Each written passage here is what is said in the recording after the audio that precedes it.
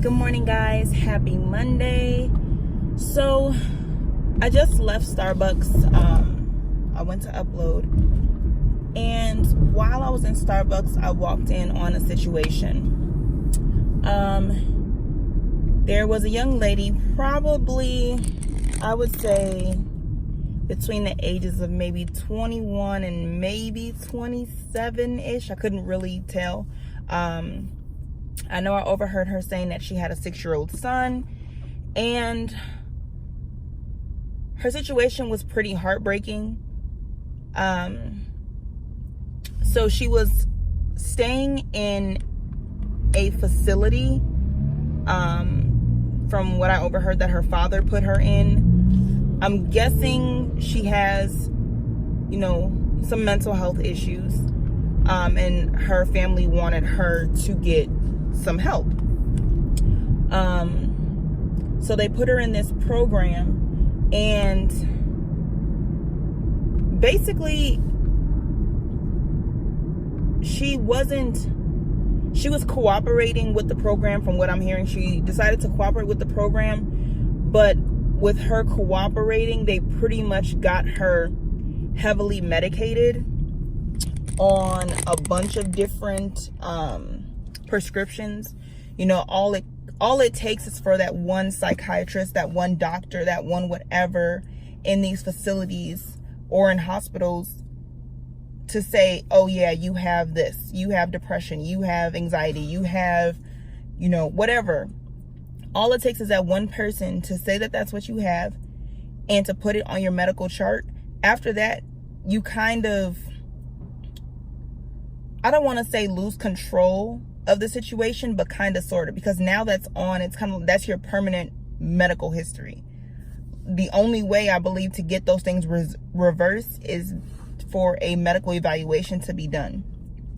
So she said that she suffers from migraines, and that they gave her medicine for her migraines, and then shortly after, she said her father and other family members started to say that she was addicted to those pills. And I'm listening to her speak to the lady in Starbucks, and she's like, I'm not addicted. She's like, I use my medicines when I need them, and blah, blah, blah. And the heartbreaking part to me, like, having your family tell you that you're addicted and put you in a home to get help, or not a home, but a facility to get help. That's not the bad part, the heartbreaking part. The heartbreaking part for me was her family paid to put her in this facility to get help, and she was mistreated. She was telling the Starbucks manager the story on, it was something about taking a medication. She didn't want to take the medication because it made her feel XYZ. They proceeded to yell at her and push her into a dresser and throwing her on the ground, and they called the police. And when they called the police, she tried to tell the police her side of the story, but the police pretty much, one, they weren't listening to her, and two, the nurses or the facility coordinators weren't really allowing her to speak and give her side of the story.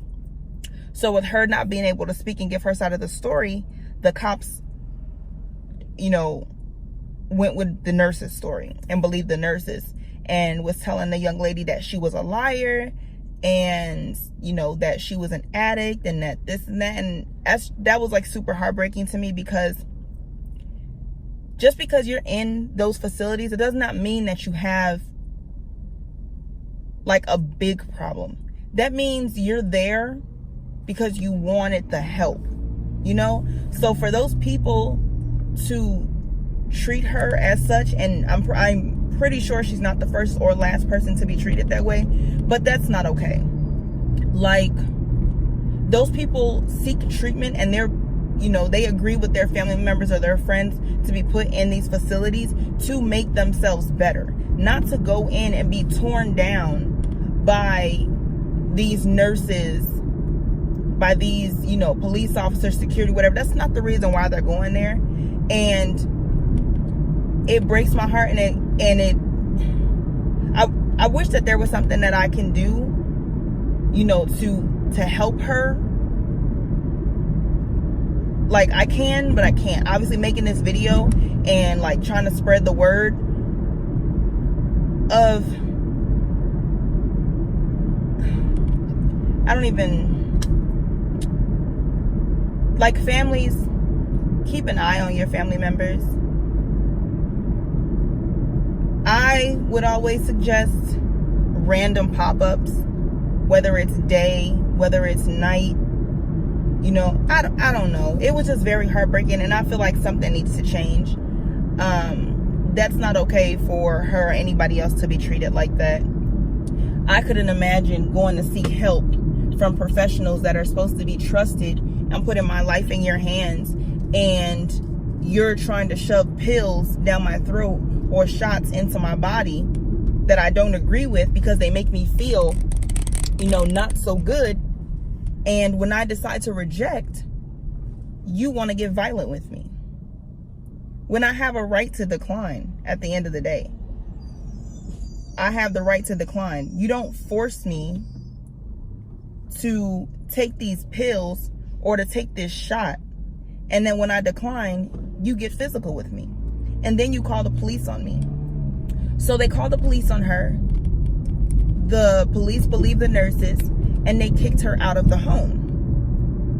They packed up all her stuff. She had 2 suitcases with her in the Starbucks. They packed up all her stuff, all her medications. This lady had two Ziploc bags full of pills, you know, like little injection pens, 2 full Ziploc bags, like the gallon sizes, full, with prescriptions, all types of stuff.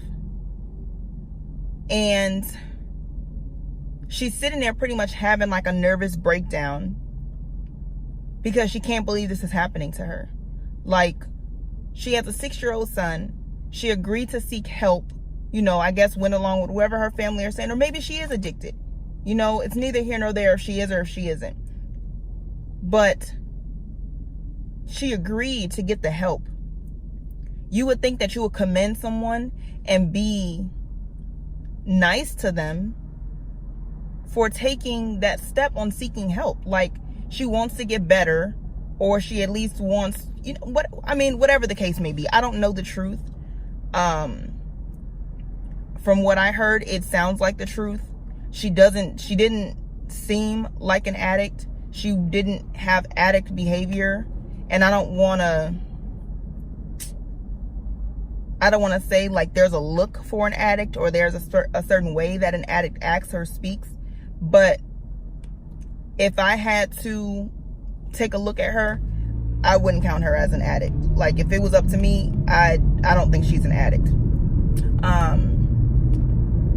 So yeah, it was her 2 suitcases, 2 Ziploc bags of medicine, and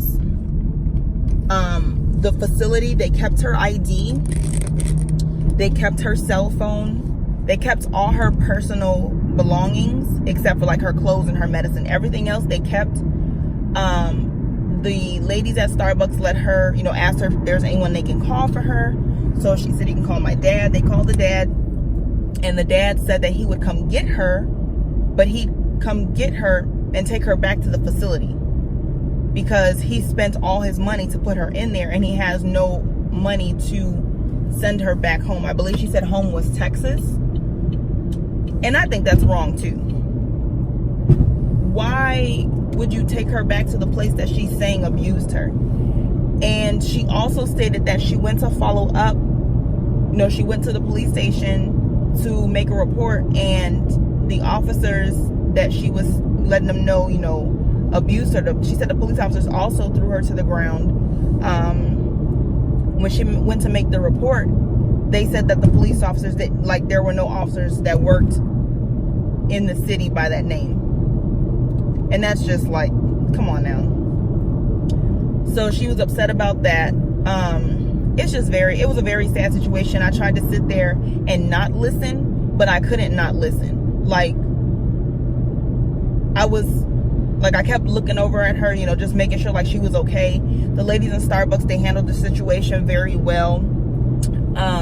You know, just speaking to her very calm. They weren't rude. She said that she fell asleep either inside the Starbucks or outside of the Starbucks, one of the two. And the ladies that worked there woke her up, and they were talking to her very calm, being very nice, you know, not like badgering her with questions, but just taking it, you know, one step at a time, because obviously she suffered some type of traumatic issue. You know, they gave her water, they gave her a muffin, asked if she was, you know, was she hungry. You know, the lady sitting there with her, she didn't just like brush her off and say, okay, well, when your dad gets here, blah, blah, blah, whatever. Like, they sat with her and they were talking to her, and it broke my heart, but I was happy that the type of people were around for this young lady, because it could have been, you know, that they just kicked her out. It could have been that they called the police on her again. You know, it could have been that type of situation. But the two ladies in Starbucks, they sat there and they talked to her, and they made sure that she was okay, and they listened to her story. You know, the lady even began to say, like, no one believes me, no one's on my side, no one this, no one that. And the lady began to tell her, you know, I do believe you. I'm on your side. You know, you're going to get through this. You know, this is, you know, the lady said that it is her worst day of her life. And she explained to her, even if this is the worst day of your life, your days are going to get better. And I thought that that was really awesome. I wish that I would have had something to say to her, but at that present time, I couldn't come up with anything. Like I said, my heart was broken, and I typically sit in Starbucks for a while, but I had to get up and I had to leave because hearing that story was breaking my heart. So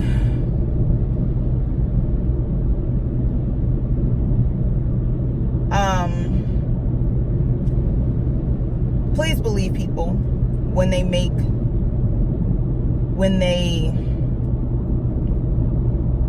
please believe someone when they say that something happened to them. Follow up with them, you know. Ask questions. You know, try to figure this stuff out. People, I don't know.